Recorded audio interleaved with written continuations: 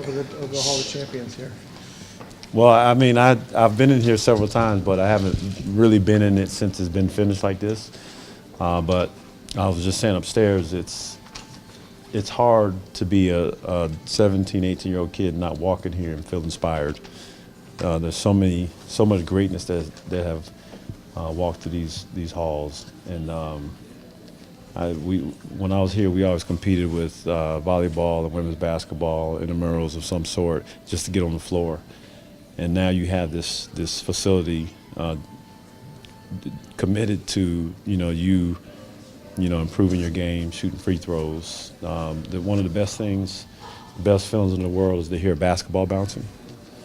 You know, when you're walking through a building like this, obviously I don't hear any bouncing right now, and that's something that I will probably address in the next day or so. But it's a special place, and it's the reason that I continue to always come back, because I want these young kids to understand it's a privilege. Sometimes we forget, the special nature at which we have the opportunity to come to a school like this and play at this level, and have people that have so much passion for this game and want to do anything that they can to help them succeed. And we've all had the privilege of being here, and you guys have had the privilege of covering a lot of us over the years.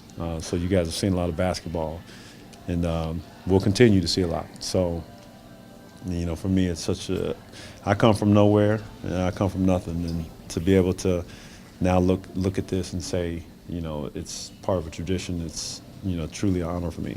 What does this weekend mean to you?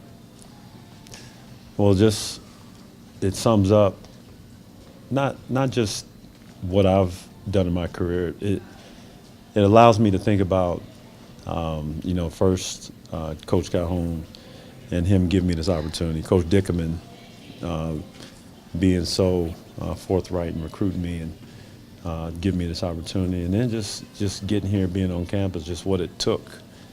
Because it wasn't easy. It seems simple to be consistent, but it's not easy because there's so many distractions. So it's just a credit for me to all the people in my life. As much as I had to pick up each foot every single day and have the desire to come in here and shoot, there were people around me that carried me. And that's, all the guys that I played with, the good and the bad examples. Just so much to learn. But regardless of what happened, we just continue to move forward. To have your uniform retired with a contemporary like Rebecca, how much more special does that make that? Well, very special, because Rebecca and I were both in school together. And I marveled at their greatness at the time. To go 35-0. I remember when they won the national championship, I don't know whether I was getting treatment or if I was in study hall, but they were coming back because they won the championship, and they were coming back, and I made sure that I had to see it, because it's one of those things that you want to be a part of. And even to this day, I always make sure that people know that Gino Auriemma is probably the greatest coach in the history of basketball. And that's not with a label. It's just greatest coach. To get those young girls to do what they do every single game, regardless of who they play, we discuss this all the time. The great teams, there's a lot of great teams in the NBA, but do they bring it every single night? That's difficult. So Gino has a huge task in front of him every single night. So, for Rebecca to be able to she's at the forefront of the greatness that started here. And, it's truly an honor to be doing this with her. Ray, when did you start wearing that number that's going to be retired? How old were you? I was 15. And I was coming out of middle school when I was wearing 20. And the high school coach, he said that 20 was too soft. He's like, yeah, you need a more aggressive number. And at the time as a kid, I don't know anything about numbers. I don't have an affinity towards any one individual. And Charles Barkley was the guy that was kind of running roughshod over the NBA and was the round mound, the rebound, and he was like, I'm gonna give you 34, and it was because of Charles Barkley. And I never told him that, but it is one of the reason that I wear 34. Did 20 get a little tougher when you went to Boston? Well, 20 was a no-brainer once I got to Boston. But I'll tell you, when you go to Boston, when you start looking at the numbers that you can't wear, that was like, I don't know how they do it. They continue to bring players there, and there's so many jerseys that you can't wear. But that is a testimony to what's come through that franchise. So, but luckily, 20 was still on the table. Where does your UConn experience fit in with your overall growth as a player and as a person? I don't compare this experience to anything that I have gone through afterwards, because this is everything. This is kind of, if this doesn't happen, then everything afterwards doesn't happen. Just sitting here and understanding how to be a professional college student, how to be, eat breakfast. I eat breakfast every morning because I had to be at McMahon at between 7 and 8 every morning. And if you didn't do that, we were running Cemetery Hill or in Coach's doghouse. So I know he's not going to wake me up in the bedroom right now at 7 in the morning, but that still lives inside of me. I've played against and alongside a lot of players in the NBA that don't have those fundamentals instilled in them. And that's kind of what you want to see in a program when you have young players that come and the coaches are putting these valuable fundamentals inside them. So as you move on, you still have these thoughts and you're built in with these disciplines. Ray, when you look at the program now and how much you've watched this year, but what's your take on where the program is now and the direction that it's going and needs to go? Well, I mean, I can't remember who we were playing the other night, but Cincinnati. I watched the Cincinnati game. And we just had a flat start coming out of the half. But we competed, coming toward the end of the game. And, I was texting with Coach a little bit, and I said, we just have to get them to understand what 40 minutes hard is. And that was the one thing that we marveled at, because that was Arkansas's motto when we were in college with Nolan Richardson. And we had a shirt that said, 40 minutes. And Coach Calhoun, in his way and in his language, he just say 40 hard, 40 hard. And we used to always, that's kind of what we believed in, is like, don't take a break, don't take our foot off somebody else's throat. And so, with Coach Hurley's enthusiasm, his energy, like, I feel encouraged when I'm watching him with these guys, because I know don't give up. No matter, you're down 10. I've been down 28 in the game before and still won. And just teaching these kids, the fundamentals, right now, we talk about wins and losses, and that's ultimately what we judge coaches by and players. But in the position we're in right now, we have to start rebuilding what we're doing, and it requires building our young people back to what we know we're capable of doing here at this university. That was Coach Hurley you were texting with? Yeah.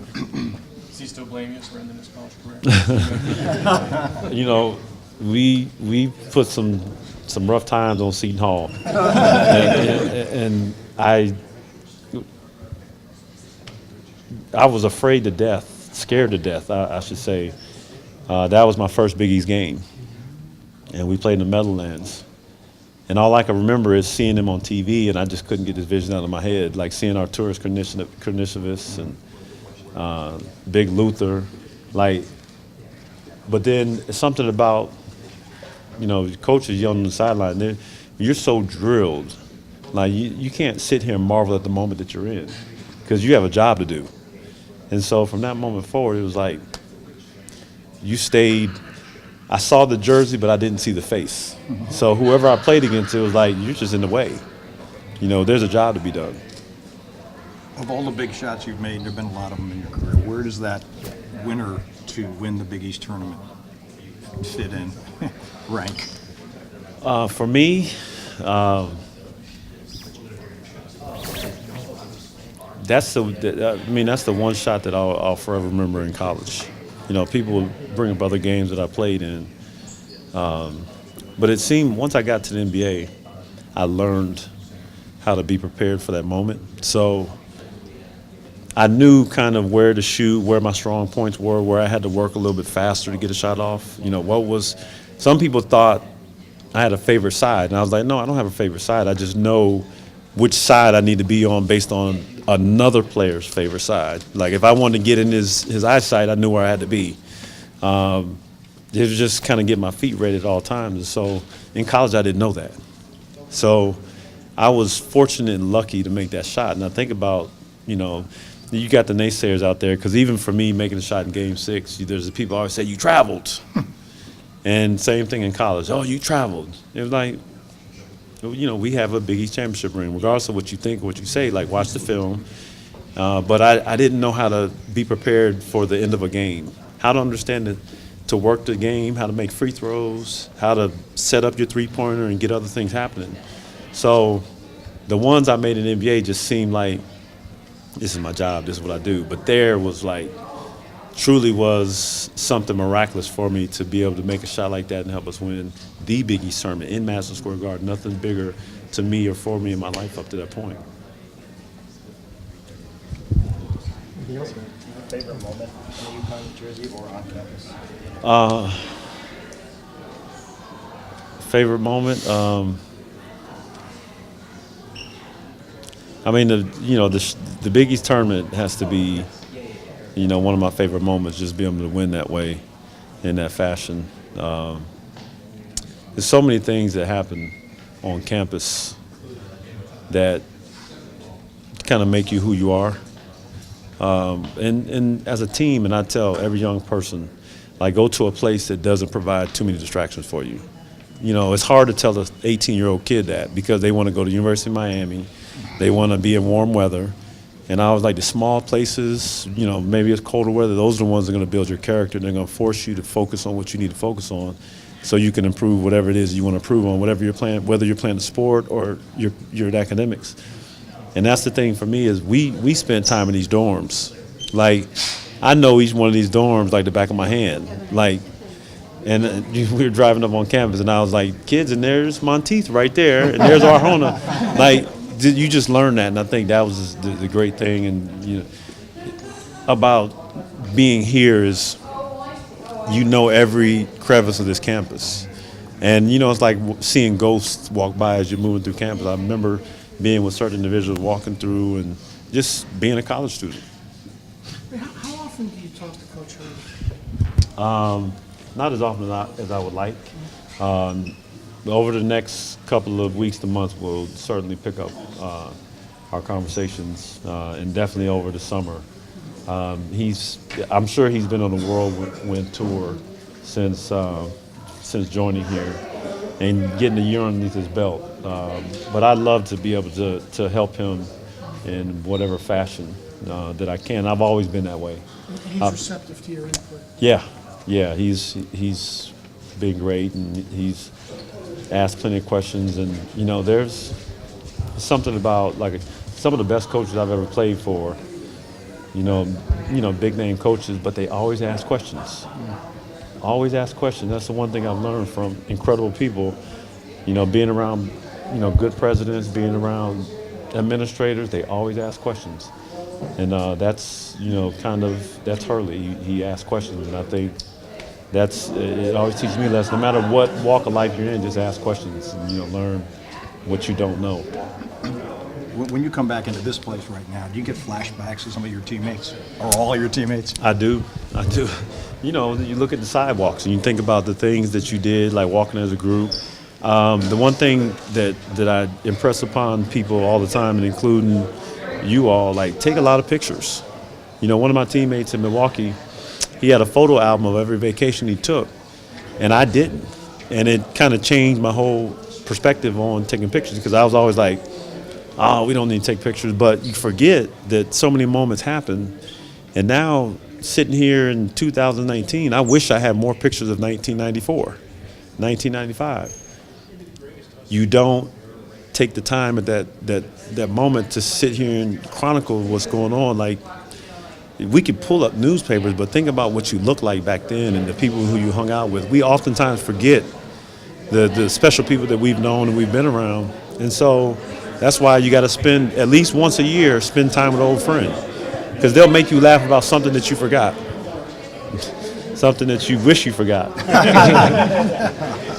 Since we're celebrating the seniors this weekend, any advice to seniors for basketball on campus? Just one piece of advice you wish you knew or could give for a senior who's about to graduate? Just, I think, tie into your network, the people that have gone here and have moved on. Just make sure that you use this place as a resource, but network as you move out into the world. Like, get to know people, ask questions, talk. Like, don't think that the job you start doing next year is going to be the job you're going to have in 10 years from now. So you have to continually be willing to adapt, because not the smartest or the strongest survive, the ones that are willing to adapt.